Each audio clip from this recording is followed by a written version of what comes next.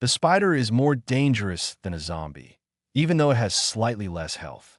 Spiders can climb walls, leap toward players when attacking, and move quickly, which makes them harder to fight in close combat. During the daytime, spiders become neutral and less attacked. They also cannot fit into one-by-one spaces, which can be used to your advantage when building defenses. When fighting a spider, allow it to come toward you instead of rushing in. Be cautious of its jumping attacks and wall-climbing ability.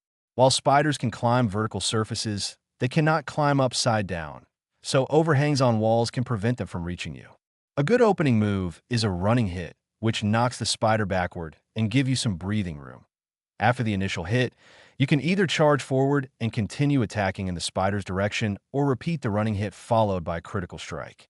You may take some damage during the fight due to the spider's speed and jumping attacks, but steady pressure usually brings it down quickly.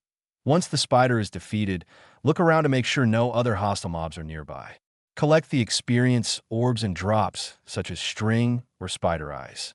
Spider eyes can be fermented for potion brewing or eaten in an emergency.